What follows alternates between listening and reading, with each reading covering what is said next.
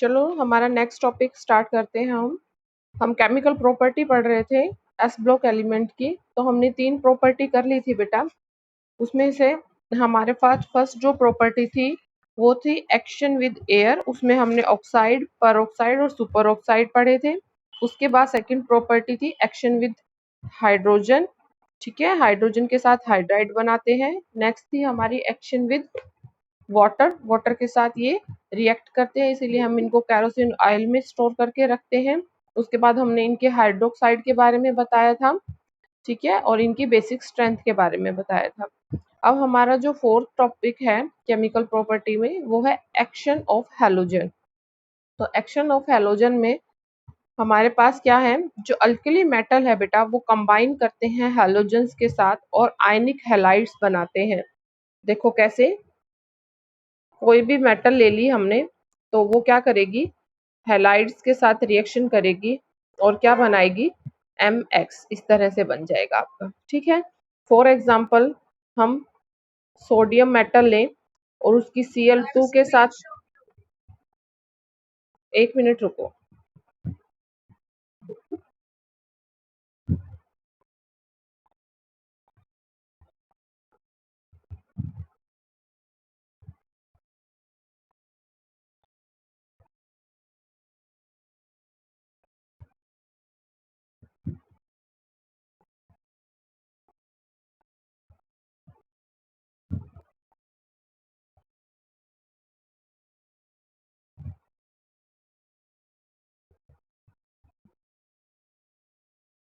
अब हो रही है?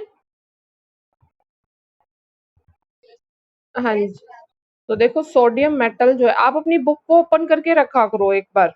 ठीक है, आपको स्क्रीन शो नहीं होती तो आप बुक को ओपन कर लिया करो। कोई भी रिएक्शन मैं आपको करवाती हूँ, हाँ, थोड़े से ये चैप्टर हैं जिनमें बेटा आपको एस और पी ब्लॉक में बुक को ओपन करके रखना पड़ेगा। कई बार स्क्रीन शेयर नहीं होगी, तो इसमें रिएक्शंस हैं और वो इनऑर्गेनिक की रिएक्शन आपको लर्न नहीं करनी पड़ती है ऑलमोस्ट सारी। तो आप लोग सुनते जाओ। क्या है कि सोडियम मेटल जो है हमने 2 मॉलिक्यूल ले लिए और उसकी Cl2 के साथ रिएक्शन करवा दी, तो वो क्या बनाता है, 2NaCl। तो हम यहाँ पे कह सकते हैं जो अल्कली मेटल हैं वो कंबाइन करते हैं हैलोजन के साथ और आयनिक हैलाइड बनाते हैं। आयनिक हैलाइड का मतलब है NaCl को आप डिसोसिएट करोगे तो एक तो आपको Na पॉजिटिव मिल जाएगा, दूसरा क्या मिल जाएगा, Cl नेगेटिव। ठीक है, अब ये जो रिएक्टिविटी है हैलोजन की टुवार्ड्स अल्कली मेटल की, हैलोजन कंबाइन कर रहे हैं अल्कली मेटल के साथ, तो इस रिएक्टिविटी को हम क्या कहेंगे, जब हम मूव करते हैं बेटा डाउन द ग्रुप तो ये रिएक्टिविटी इंक्रीज होती जाती है। ठीक है, ये रिएक्टिविटी क्या हो जाएगी, इंक्रीज हो जाएगी। तो इसके पीछे जो रीजन है वो हमारे पास 2 रीजन निकल के आएंगे। पहला रीजन इसमें क्या होगा कि ये रिएक्टिविटी क्यों बढ़ रही है, कि जब हम टॉप टू बॉटम जाते हैं, डाउन द ग्रुप जाते हैं, मूव करते हैं, तो हमारे पास क्या होता है, आयनाइजेशन एनर्जी क्या हो जाती है, डिक्रीज हो जाती है और इलेक्ट्रोपॉजिटिव नेचर जो होता है वो इंक्रीज हो जाता है। इन 2 रीजन की वजह से रिएक्टिविटी जो है हैलोजन की टुवार्ड्स अल्कली मेटल वो क्या हो जाएगी, इंक्रीज हो जाएगी। समझ में आ गई बात, समझ में आ गई बेटा? हाँ जी। अब जो हमारे मेटल हैलाइड्स हैं वो हमने क्या बोला, कंबाइन करेंगे तो आयनिक हैलाइड बनाते हैं। तो ये एक आयनिक क्रिस्टल है, मेटल हैलाइड्स क्या है, आयनिक क्रिस्टल है। बट इसमें एक्सेप्शन कहाँ पे आ जाता है हमारे पास, जब आप लिथियम आयोडाइड लोगे। तो लिथियम भी एक मेटल है और आयोडाइड एक हैलोजन है। लिथियम आयोडाइड जो होता है वो आपका क्या होगा, कोवलेंट नेचर का होगा, आयनिक का नहीं होगा। इसके पीछे रीजन क्या है, पोलराइजेशन। इसके पीछे रीजन क्या होगा, आपको स्क्रीन शो हो रही है ना बेटा, पोलराइजेशन। ठीक है, पोलराइजेशन का मतलब यहाँ पे क्या है, जो लिथियम है बेटा वो स्मॉल साइज कैटायन है। ठीक है, और जो आपका आयोडीन है वो कैसा आयन है, लार्जेस्ट साइज एनायन है। ठीक है, लार्जेस्ट साइज एनायन है। तो जो सोडियम जो लिथियम है वो यदि आपका स्मॉल साइज कैटायन है तो उसके पास मैक्सिमम क्या है, पोलराइजिंग पावर है। उसके पास क्या है, मैक्सिमम पोलराइजिंग पावर है। वो क्या कर देगा, पोलराइज कर देगा एक मैक्सिमम एक्सटेंट तक, किसको, लार्जेस्ट एनायन जो कि क्या है आपका आयोडीन आयन। समझ में आ गया? कि इसका कोवलेंट नेचर हमने क्यों बताया लिथियम आयोडाइड का, कि कोवलेंट हम इसलिए बोल रहे हैं क्योंकि यहाँ पे पोलराइजेशन होती है। पोलराइजेशन में जो स्मॉलेस्ट साइज कैटायन है जो कि लिथियम है, उसके पास मैक्सिमम पोलराइजिंग पावर है। वो लार्ज साइज्ड एनायन को, जो कि आयोडीन है, उसको मैक्सिमम एक्सटेंट तक क्या कर देगा, पोलराइज्ड कर देगा। ठीक है, इसकी वजह से लिथियम आयोडाइड आयनिक हैलाइड ना होके कैसा है, कैसा मेटल हैलाइड है, कोवलेंट है बेटा। ठीक है, उसके बाद हम बात करेंगे जो सभी एल्कली मेटल हैलाइड हैं एक्सेप्ट लिथियम फ्लोराइड। लिथियम क्या हमारा एक्सेप्शन होता है, ये इसका थोड़ा एनोमलस बिहेवियर होता है, अभी हम आगे पढ़े भी गए कि लिथियम का आयोडाइड हमने देख लिया कि वो कोवलेंट नेचर का है। यदि हम लिथियम फ्लोराइड ले लें तो ये क्या कह रहा है कि एक्सेप्ट लिथियम फ्लोराइड बाकी सारे एल्कली मेटल हैलाइड्स क्या हैं, वाटर में सोल्यूबल हो जाते हैं, पर लिथियम फ्लोराइड इनसोल्यूबल होता है वाटर में।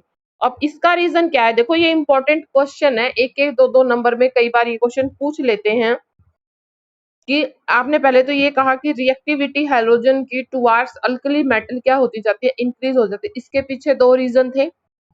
उसके बाद लिथियम आयोडाइड आपका कोवलेंट नेचर का बताया हमने, उसके पीछे पोलराइजेशन थी। उसके बाद लिथियम फ्लोराइड जो है वो इनसोल्यूबल है वाटर में। इसके पीछे रीजन क्या है बेटा, इसके पीछे रीजन है हाई लैटिस एनर्जी। किसकी है, स्मॉल कैटायन की और स्मॉल एनायन की। यहाँ पे दोनों स्मॉल साइज के कैटायन है और दोनों आपके दोनों नहीं, स्मॉल साइज का ही तो कैटायन है और स्मॉल साइज का ही एनायन है, तो इनकी क्या हो जाएगी, हाई लैटिस एनर्जी हो जाएगी। समझ में आ गई बात कि लिथियम फ्लोराइड इनसोल्यूबल क्यों है वाटर में, due to its high lattice energy because of small size cation and small size anion. तो थर्ड क्वेश्चन हमारा ये बन गया। उसके बाद ये कह रहा है कि जो हमारे अल्कली मेटल हैलाइड्स होते हैं, अल्कली मेटल हैलाइड्स, मान लो हम पोटेशियम आयोडाइड ले ले, ये एक अल्कली मेटल हैलाइड है। अल्कली मेटल तो इसमें पोटेशियम है और आयोडाइड आपका क्या है, हैलाइड्स है। ये क्या करते हैं, रिएक्ट करते हैं हैलोजेंस के साथ या इंटर हैलोजन कंपाउंड्स के साथ और आयनिक पॉलीहैलाइड्स बनाते हैं बेटा। पॉलीहैलाइड्स का मतलब क्या है, मेटल हैलाइड्स लो आप उसकी किसी भी हैलोजन के साथ, मान लो इसके हम आयोडीन के साथ रिएक्शन करवाते हैं तो ये क्या बना लेगा, आयनिक पॉलीहैलाइड बना लेगा, Ki3 इस तरह से बन जाएगा ये। ठीक है, ये तो है जब हैलोजन के साथ रिएक्शन कर रहा है। जो दूसरी और तीसरी रिएक्शन है, इसमें आप इंटर हैलोजन भी, मतलब दो डिफरेंट टाइप के क्या ले सकते हो, हैलोजन के साथ रिएक्शन दिखा सकते हो, किसकी, मेटल हैलाइड्स की। समझ में आ गई बात। और आपके क्या किसकी फॉर्मेशन हो रही है, आयनिक पॉलीहैलाइड्स की। ठीक है,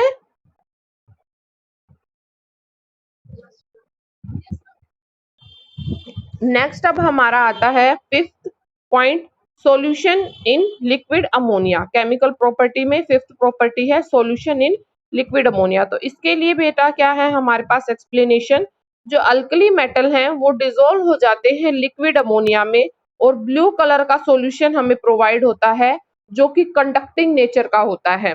पहली बात क्या आई हमारे पास कि अल्कली मेटल जो हैं वो डिसॉल्व हो जाते हैं लिक्विड अमोनिया में और वो एक ब्लू कलर का सॉल्यूशन बनाते हैं और उसका नेचर कैसा होता है, कंडक्टिंग नेचर होता है। अब इसके लिए समझने के लिए हम इसको एक्सप्लेन करेंगे। यदि आप in a solution the alkali metal, किसी भी मतलब हमने लिक्विड अमोनिया में अल्कली मेटल को डिसॉल्व किया तो वो क्या करता है, अपना जो वैलेंस इलेक्ट्रॉन है बेटा उसको वो क्या कर देता है, इजीली लूज कर देता है। ठीक है, अब क्या है हमारे पास कैटायन और इलेक्ट्रॉन जो होंगे वो कंबाइन करेंगे किसके साथ, अमोनिया के साथ। ठीक है, अपना इलेक्ट्रॉन लूज करेगा तो कैटायन और एनायन, एनायन को यहाँ पे ये इलेक्ट्रॉन ही बोल रहा है, तो जो कैटायन है हमारे और जो इलेक्ट्रॉन है वो कंबाइन कर जाएंगे अमोनिया के साथ और क्या बनाएंगे, दो चीजें बनेंगी बेटा, एक तो अमोनिएटेड कैटायन और दूसरा बनेगा अमोनिएटेड इलेक्ट्रॉन। क्या बनेंगे, एक तो बन जाएगा अमोनिएटेड कैटायन और दूसरा बनेगा अमोनिएटेड इलेक्ट्रॉन।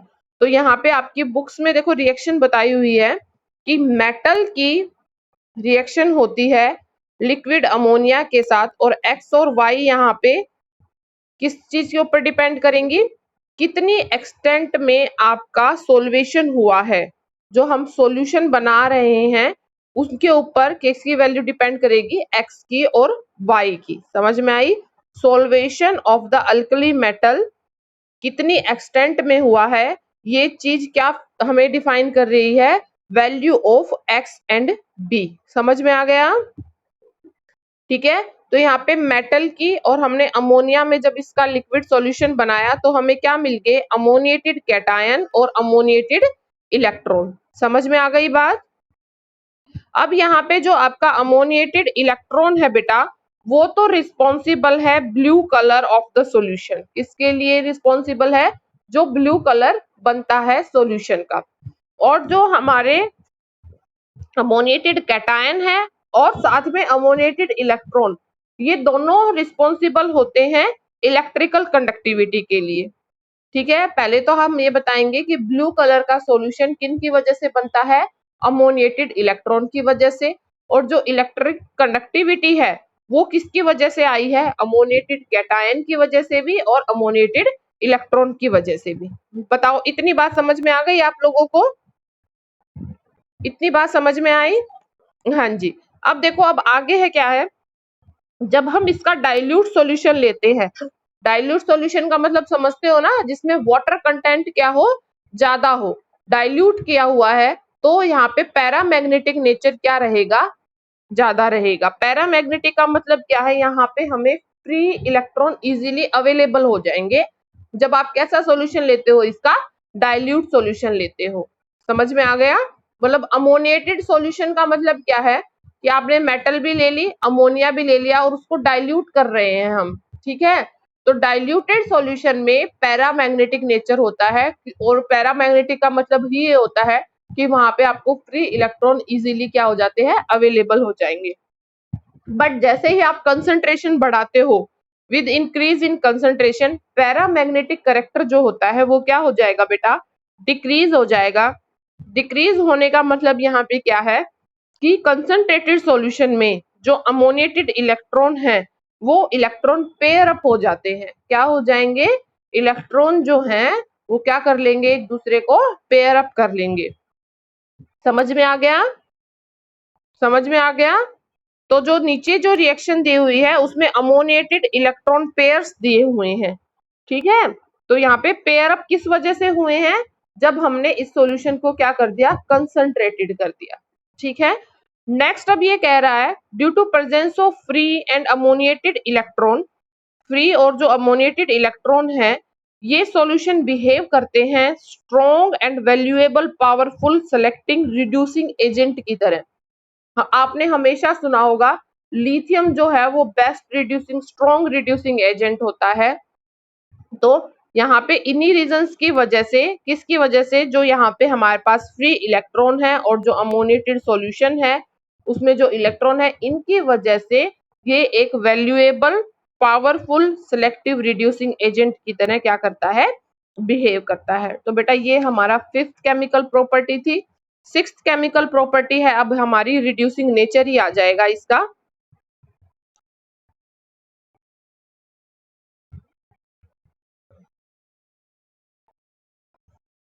तो रिड्यूसिंग नेचर में हम पहले तो यही बोलेंगे कि अल्कली मेटल जो है वो स्ट्रॉन्ग रिड्यूसिंग एजेंट होते हैं। क्यों? क्योंकि वो इजीली अपना इलेक्ट्रॉन क्या कर देते हैं, लूज कर देते हैं। तो यहाँ पे एक टेबल बनाई हुई है, लिथियम ने अपना क्या किया, इलेक्ट्रॉन लूज कर दिया, तो उसका हम ऑक्सीडेशन पोटेंशियल दिया हुआ है यहाँ पे। ऑक्सीडेशन पोटेंशियल का मतलब ही ये है, जो आपका ऑक्सीडेशन पोटेंशियल की वैल्यू जिसकी जितनी ज्यादा होगी वो इतना ही स्ट्रॉन्ग क्या होता है, रिड्यूसिंग एजेंट होता है। ये बात सबको पता है। ठीक है। इस टेबल में अल्कली मेटल की ऑक्सीडेशन पोटेंशियल की वैल्यू दी हुई है, जिसका ऑक्सीडेशन पोटेंशियल जितना ज्यादा है वो उतना ही इजीली क्या हो जाता है, ऑक्सीडाइज हो जाता है। तो इसका मतलब क्या है, इनके पास क्या है, they have very strong tendency to act as reducing agent, और जो लिथियम है वो इसमें सबसे स्ट्रॉन्गेस्ट रिड्यूसिंग एजेंट की तरह काम करेगा। समझ में आ गई सबको बात? समझ में आ गई? अब हमारे पास नेक्स्ट 3 रिएक्शन और दी हुई हैं, इसमें ये बता रहा है कि जो अल्कली मेटल हैं वो बेटर रिड्यूसिंग एजेंट है, किससे? हाइड्रोजन से। इसी वजह से जो मेटल होती हैं अल्कली मेटल की, वो रिएक्ट करती हैं एसिडिक हाइड्रोजन के साथ। एसिडिक हाइड्रोजन का मतलब जैसे कि आप अल्कोहल ले लो, उसमें आपकी जो H है वो एसिडिक हाइड्रोजन है, ठीक है। एसिटाइलिन आप ले सकते हो, HCl ले सकते हो। तो यहाँ पे आपके देखने को मिलेगा जब ये रिएक्ट करेंगे आपस में मेटल और एसिडिक हाइड्रोजन वाले आपके रिएक्टेंट, तो आपको जो प्रोडक्ट मिलता है वहां पे आपको देखने को मिलेगा कि हाइड्रोजन गैस लिबरेट होती है, ठीक है। तो ये एक इसकी केमिकल प्रॉपर्टी है। समझ में आ गई सबको? बताओ। हाँ जी।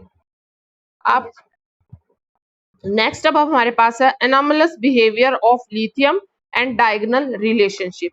तो पहले तो हम इसके एनोमलस बिहेवियर के बारे में पढ़ने से पहले लिथियम की ही कुछ जर्नल प्रॉपर्टी हैं जो बाकी अल्कली मेटल से डिफरेंट होती हैं। उसके बाद हम फिर इसकी एनोमलस बिहेवियर पढ़ेंगे कि ऐसा ये क्यों शो करता है, बाकी जो आपके अल्कली मेटल के एलिमेंट्स हैं उनसे डिफरेंट क्यों है, और फिर हम इसका डायगोनल रिलेशनशिप पढ़ेंगे। तो लिथियम जो है हमारे पास उसमें हमारे पास मेनली क्या रीजन है? फर्स्ट रीजन होगा इसका साइज। जो साइज होता है लिथियम एटम का और इसके आयन का, वो क्या होता है? बहुत स्मॉल होता है। दूसरा प्रॉपर्टी क्या हो जाएगी बेटा इसकी, कि इसकी सबसे हाई आयनाइजेशन एनर्जी होती है, और जिसकी आयनाइजेशन एनर्जी सबसे हाई होगी वो क्या होता है? लिस्ट इलेक्ट्रोपॉजिटिव करेक्टर शो करता है। दूसरा रीजन ये हो जाएगा। थर्ड रीजन अब हमारे पास क्या हो जाएगा? जो आपका लिथियम आयन होता है उसकी जो पोलराइजिंग पावर होती है बिकॉज ऑफ स्मॉल साइज, वो क्या होती है? हाई होती है। हाई होने की वजह से वो कोवलेंट करेक्टर शो करेगा। अभी हमने पीछे पढ़ा था जो लिथियम आयोडाइड था, वहां पे लिथियम का साइज तो छोटा था और आयोडीन का साइज क्या था? लार्ज था। तो वहां पे पोलराइजेशन का प्रोसेस हो रहा था। पोलराइजेशन का मतलब क्या है? लिथियम का स्मॉल साइज है तो उसके पास पोलराइजिंग पावर है। पोलराइजिंग पावर है तो वो दूसरे को, बड़े साइज वाले को इजीली क्या कर देगा? पोलराइज कर देगा, ठीक है। फोर्थ प्रॉपर्टी इसकी क्या है? कि इसके पास कोई भी वैकेंट डी ऑर्बिटल अवेलेबल नहीं होता। चार प्रॉपर्टी है बेटा लिथियम की। पहली प्रॉपर्टी है इसका साइज, कि बहुत स्मॉल साइज होता है। दूसरी इसकी हाई आयनाइजेशन एनर्जी होती है, ठीक है, क्योंकि हम टॉप टू बॉटम जाते हैं तो आयनाइजेशन एनर्जी तो डिक्रीज होती जाती है ना, क्योंकि साइज बढ़ जाता है। साइज बढ़ जाता है तो जो वैलेंस सेल में इलेक्ट्रॉन है वो इजीली क्या हो जाएगा? बाहर रिमूव हो जाता है। तो हमारे पास जो फर्स्ट एलिमेंट होता है उसकी आयनाइजेशन एनर्जी सबसे ज्यादा है। अब इलेक्ट्रोपॉजिटिव नेचर हमारा टॉप टू बॉटम जाते तो इंक्रीज हो जाता है, तो इसका हमारे पास सबसे कम हो जाएगा। थर्ड प्रॉपर्टी होगी पोलराइजिंग पावर की, वो आप लोगों को समझ में आ गई। और फोर्थ क्या है बेटा इसकी, कि इसके पास कोई भी वैकेंट डी ऑर्बिटल अवेलेबल नहीं होता। समझ में आ गया? पहले लिथियम की जो करेक्टरिस्टिक्स हैं वो सबको समझ में आ गई होंगी। उसके बाद है बेटा, अब हम rest of the family member के साथ इसको डिस्टिंक्ट करेंगे। तो जो लिथियम है, फर्स्ट प्रॉपर्टी इसकी क्या हो जाएगी? Lithium is the hardest of all alkali metal, सबसे हार्डेस्ट होता है बाकी सभी अल्कली मेटल से। इसका मेल्टिंग पॉइंट और बॉइलिंग पॉइंट जो होगा लिथियम का, वो क्या होता है? हाई होता है अदर एलिमेंट से। क्यों होता है? देखो, बाकी जो है वो हाईली रिएक्टिव नेचर के होते हैं, सॉफ्ट होते हैं, आप इजीली उनको कट कर सकते हो, इतने सॉफ्ट होते हैं। सोडियम मेटल आप लोगों को लैब में देखने को मिली होगी, तो आपको ऐसे बोलते हैं हम कि एक पीस ले लो सोडियम मेटल का, तो सर आपको केरोसिन ऑयल से निकाल के देते हैं बेटा, ठीक है। अभी हायर क्लासेस में आप पढ़ोगे जब प्रैक्टिकल करोगे, ठीक है। तो सोडियम मेटल तो बहुत हल्की हो गई, तो इसमें सबसे हार्डेस्ट कौन सी होती है? फर्स्ट वाली लिथियम। और इसका melting point, boiling point hard होने की वजह से क्या होता है? हाई होता है as compare to other element. उसके बाद थर्ड प्रॉपर्टी क्या है? ये अब क्या होगा? लेस रिएक्टिव होता है बाकी सभी ग्रुप के एलिमेंट से, क्योंकि वो हाईली रिएक्टिव नेचर के होते हैं। और ये क्या नहीं होता? टर्निश नहीं होता इन प्रेजेंस ऑफ एयर, मतलब अपना कलर चेंज नहीं करता इतना जल्दी। नेक्स्ट क्या है? ये जो लिथियम है वो क्या बनाता है? ऑक्सीजन के साथ जब रिएक्ट करता है तो मोनो ऑक्साइड बनाता है, कल हमने बात कर ली थी, ठीक है। ये पर ऑक्साइड या फिर सुपर ऑक्साइड नहीं बनाता, ठीक है। समझ रहे हो ना मेरी बात? समझ में आ रही है ना बातें? हाँ, ठीक है बेटा। अब जो लिथियम के साल्ट होते हैं उनका लोअर आयनिक करेक्टर होता है। लोअर आयनिक करेक्टर की वजह से ये कोवलेंट करेक्टर ही शो करते हैं। इसके पीछे क्या है, लिथियम के जो आयन है उसकी पोलराइजिंग पावर उसका रीजन हो जाएगा। ठीक है बेटा। नेक्स्ट हमारी प्रॉपर्टी आएगी, जो हमारा लिथियम होता है वो नाइट्रोजन के साथ रिएक्ट करके नाइट्राइड बनाता है। नाइट्राइड आपका क्या होगा, देखो लिथियम जो है वो क्या करेगा, नाइट्रोजन के साथ रिएक्ट करके लिथियम नाइट्राइड बनाता है, Li3n। ये क्या है आपका Li3n, क्या है, लिथियम नाइट्राइड। बाकी नहीं बनाते, इस ग्रुप के बाकी जो एलिमेंट है वो नाइट्रोजन के साथ रिएक्ट नहीं करते। इसी तरह से जो लिथियम है वो कंबाइन करता है कार्बन के साथ भी और सिलिकॉन के साथ भी। जब ये कार्बन के साथ रिएक्ट करेगा तो ये कार्बाइड बनाएगा, और सिलिकॉन के साथ रिएक्ट करेगा तो सिलिकाइड बनाएगा। ठीक है, बाकी रेस्ट ऑफ द एलिमेंट ऐसी प्रॉपर्टी शो नहीं करते। उसके बाद क्या है, लिथियम हाइड्रोक्साइड जो है या फिर लिथियम कार्बोनेट जो है वो अनस्टेबल होते हैं। अनस्टेबल होने का मतलब क्या है, वो डीकम्पोज हो जाते हैं जब आप उनको हीट करते हो बेटा। ठीक है, बाकी rest of the family member जो हैं वो स्टेबल होते हैं और इतना इजीली डीकम्पोज नहीं होते। ठीक है, अब क्या है, लिथियम नाइट्रेट जो होते हैं, लिथियम नाइट्रेट क्या होगा, LiNO3। इसको जब आप हीट करवाते हो तो ये नाइट्रोजन डाइऑक्साइड बनाता है और ऑक्सीजन गैस निकलती है। देखो ये रिएक्शन देखो, लिथियम नाइट्रेट वाली, लिथियम नाइट्रेट की रिएक्शन में क्या होगा, फर्स्ट स्टेप तो होगा कि आपका बनेगा Li2O। ठीक है, साथ में आपकी क्या निकली, नाइट्रोजन डाइऑक्साइड NO2, और साथ में आपकी क्या निकलती है, ऑक्सीजन गैस। ठीक है, उसके बाद क्या है, जो लिथियम के हाइड्राइड्स थे LiH से जो हम रिप्रेजेंट कर रहे थे, वो ज्यादा स्टेबल होते हैं as compare to hydrides of other member of the family. ठीक है, इसके हाइड्राइड सबसे ज्यादा स्टेबल होते हैं लिथियम के।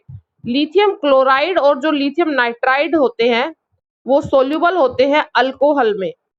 किसमें सोल्यूबल होंगे, अभी देखो हमने लिथियम फ्लोराइड जो पीछे पढ़ा था वो हमने बोला था कि इनसोल्यूबल होता है वाटर में। उसके पीछे उसका रीजन था हाई लैटिस एनर्जी। तो यहाँ पे भी ये यही बोल रहा है कि जो लिथियम क्लोराइड है या इसके नाइट्रेट हम लेते हैं वो इनसोल्यूबल है वाटर में, पर सोल्यूबल किस में हो जाएंगे, अल्कोहल में। ठीक है, वो रीजन होगा हाइड्रोजन बॉन्डिंग। अब क्या है, नेक्स्ट प्रॉपर्टी होगी, लिथियम हाइड्रोक्साइड जो होते हैं वो लेस बेसिक होते हैं as compare to hydroxide of other family member. देखो कल हमने बात कर ली थी ये कि NaOH जो है वो ज्यादा बेसिक है एज कंपेयर टू LiOH के। ठीक है, समझ गए, यस नो में जवाब दिया करो बेटा, मुझे पता ही नहीं चलता, क्या पता डिस्कनेक्ट हो गई हो क्लास।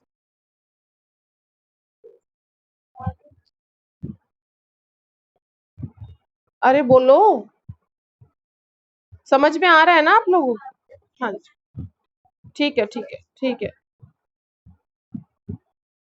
अब क्या है, नेक्स्ट प्रॉपर्टी क्या है, लिथियम फ्लोराइड होगा या इसका कार्बोनेट होगा या हाइड्रोक्साइड होगा या फिर इसका ऑक्सलेट जो होता है वो स्प्रेंगली सोल्यूबल होते हैं बेटा वाटर में। ठीक है, स्प्रेंगली सोल्यूबल मतलब कंप्लीटली सोल्यूबल नहीं होंगे, वो इनसोल्यूबल ही होते हैं।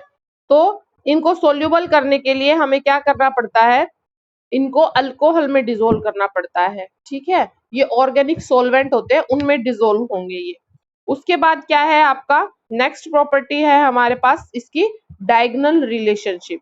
डायगोनल रिलेशनशिप का मतलब क्या होता है कि आपको डायगोनली ऐसा कोई एलिमेंट जिसकी प्रॉपर्टी आपके इस ग्रुप के साथ क्या करें, मैच करें, उसको हम डायगोनल रिलेशनशिप बोलते हैं। For example, some element of second period, कुछ एलिमेंट सेकंड पीरियड के show similarity with the element of third period, similarity show करते हैं थर्ड पीरियड के साथ जो कि प्रेजेंट होता है उसके डायगोनली। इस प्रोसेस को हम क्या बोलते हैं, डायगोनल रिलेशनशिप। ठीक है, similarity in the property of element present diagonally. ठीक है, वो उसके डायगोनली प्रेजेंट होना चाहिए। तो आपके सेकंड पीरियड में मान लो लिथियम बेरिलियम बोरोन और कार्बन है, तो लिथियम के नीचे आपका सोडियम आता है, बेरिलियम के नीचे मैग्नीशियम आता है, बोरोन के नीचे एल्यूमिनियम आता है और कार्बन के नीचे सिलिकॉन आता है। तो लिथियम का डायगोनल रिलेशनशिप होता है मैग्नीशियम के साथ, बेरिलियम का होता है एल्यूमिनियम के साथ और बोरोन का होता है सिलिकॉन के साथ। क्यों? क्योंकि ये इसके डायगोनल पोजीशन पे लोकेटेड है बेटा। ठीक है, तो ये डायगोनल रिलेशनशिप है। तो हमारे पास रीजन क्या है इस डायगोनल रिलेशनशिप का? ठीक है, तो हमारे पास डायगोनल रिलेशनशिप का मतलब यही है बेटा, हमें बोल ही रहे हैं कि यहाँ पे जो प्रॉपर्टी है वो क्या हो जाती है, सिमिलर हो जाती हैं एक दूसरे के, जो कि डायगोनली लोकेटेड हैं एलिमेंट्स। तो उसमें हमारे पास प्रॉपर्टी कौन कौन सी आ जाएंगी? मान लो हम इलेक्ट्रोनेगेटिविटी कह सकते हैं कि उनकी सेम होगी, आयनाइजेशन एनर्जी सेम हो सकती है, इलेक्ट्रोपॉजिटिव करेक्टर सेम हो सकता है, पोलराइजिंग पावर सेम हो सकती है। तो उसमें आपको आपकी बुक्स में दो प्रॉपर्टी मेनली आपकी दी हुई हैं। फर्स्ट प्रॉपर्टी क्या है? सिमिलर इलेक्ट्रोपॉजिटिव करेक्टर, और दूसरा क्या है? Similar polarising power. इतनी बात समझ में आ गई?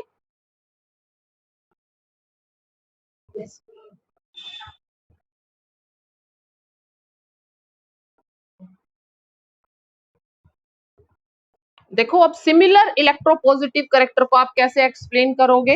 देखो, जब हम लेफ्ट टू राइट जाते हैं, लेफ्ट टू राइट जाते हैं तो हम पीरियड को पढ़ते हैं ना बेटा।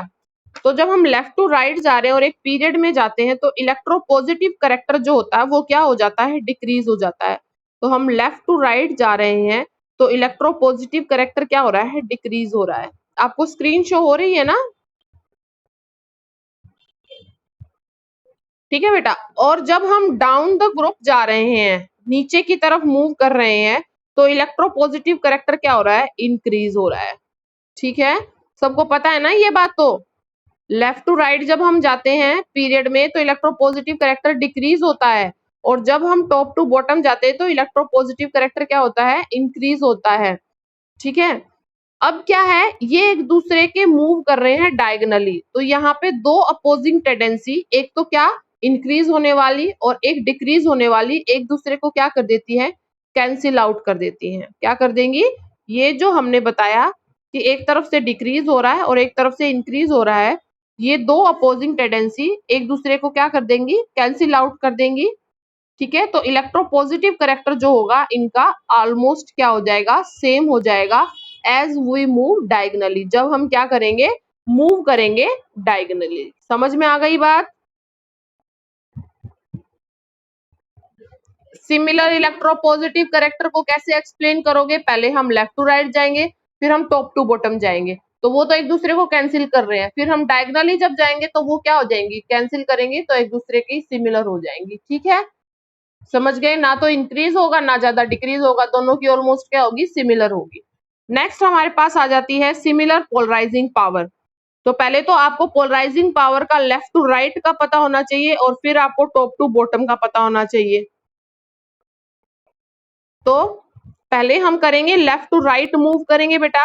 तो जो हमारा आयनिक चार्ज है वो इंक्रीज होता है, इसकी वजह से आयनिक साइज क्या हो जाता है? डिक्रीज हो जाता है, और जहां पे साइज आपका डिक्रीज हो जाएगा वहां पे पोलराइजिंग पावर क्या हो जाती है? इंक्रीज हो जाती है। समझ में आ गया? पोलराइजिंग पावर को कैसे करेंगे? जब हम लेफ्ट टू राइट जा रहे हैं एक पीरियड में, तो आप सीधा यही बोलो कि आयनिक साइज क्या होता है? डिक्रीज होता है, और साइज डिक्रीज हो गया तो पोलराइजिंग पावर हो गई इंक्रीज। ये हमने बात कर ली लेफ्ट टू राइट की। अब यदि हम टॉप टू बॉटम जा रहे हैं तो आयनिक चार्ज तो सेम रहता है पर आयनिक साइज क्या हो जाता है? इंक्रीज हो जाता है, तो पोलराइजिंग पावर क्या हो जाएगी? डिक्रीज हो जाएगी। इसकी वजह से दो अपोजिट चेंज हो रहे हैं along the period and down A group. यदि हम मूव करेंगे डायगनली तो ये एक दूसरे को इसी तरह से कैंसिल कर देंगे, तो इन दो एलिमेंट्स की क्या हो जाएगी बेटा? पोलराइजिंग पावर सेम हो जाएगी। तो ये था आपका डायगोनल रिलेशनशिप का टॉपिक। समझ में आ गया? अब आपकी बुक्स में है ना, नेक्स्ट टॉपिक दिया हुआ है बेटा, diagonal relationship between lithium and magnesium. तो रीजन तो हमें पता चल गए कि डायगोनली कोई भी एलिमेंट है यदि उनकी प्रॉपर्टी सिमिलर होती हैं तो उनके पीछे क्या रीजन होता है कि एक तरफ आपका इंक्रीज है दूसरी तरफ डिक्रीज है, और जब आप डायगोनली जाओगे तो वो ना तो ज्यादा इंक्रीज होने देता उस प्रॉपर्टी को, ना उसको डिक्रीज होने देता, क्या कर देता है? कैंसिल कर देता है। ठीक है। अब जो नीचे टॉपिक दिए हुए हैं बेटा कि आपके पेपर में आ जाए diagonal relationship between lithium and magnesium, तो उसके कुछ पॉइंट्स हैं।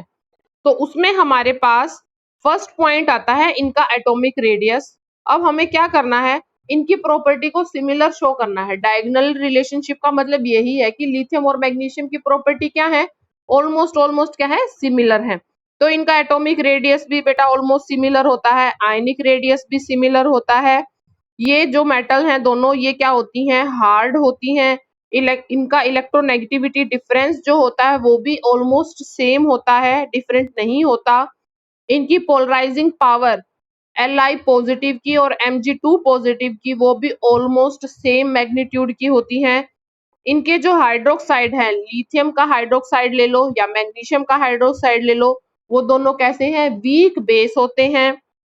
ठीक है।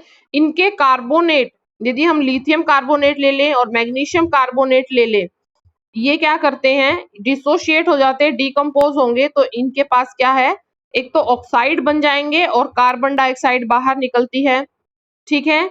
इनके हाइड्रोक्साइड यदि ले लें, कार्बोनेट में तो कार्बन डाइऑक्साइड बाहर निकली, हाइड्रोक्साइड लेंगे तो आपके पास क्या बन जाएंगे, डिकम्पोज होने के बाद ऑक्साइड और वाटर रिमूव हो जाता है। यदि हम इनके नाइट्रेट्स की बात करें, लिथियम के और मैग्नीशियम की, तो आपके देखने को मिलेगा, आपको नाइट्रोजन डाइऑक्साइड निकलेगी और साथ में ऑक्सीजन निकलेगी और मोनोऑक्साइड बन जाएंगे।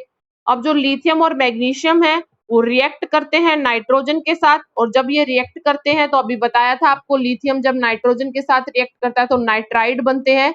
तो यहाँ पे मैग्नीशियम नाइट्राइड भी बनता है और लिथियम नाइट्राइड भी बनता है। अब आपके पास नेक्स्ट है लिथियम क्लोराइड और जो मैग्नीशियम क्लोराइड है, ये सॉल्ट लिए हुए हैं इनके, ये होते हैं बेटा डाइलिक्वेंट होते हैं एक दूसरे के। डाइलिक्वेसेंट का मतलब क्या होता है, जो इजीली पिघल जाती है चीज, उसको हम क्या बोलते हैं, डाइलिक्वेसेंट। ठीक है। उसके बाद क्या है, लिथियम हाइड्रोक्साइड और मैग्नीशियम हाइड्रोक्साइड क्या है, वीक बेस होते हैं। ठीक है। और इनकी सोल्यूबिलिटी को यदि हम एक्सप्लेन करें तो ये लेस सोल्यूबल है, सोल्यूबल होंगे तो क्या होंगे, स्प्रेंगली सोल्यूबल होते हैं इन वाटर। ठीक है, समझ में आ गया सबको। तो आज के लिए हम इतना ही करेंगे, बाकी नेक्स्ट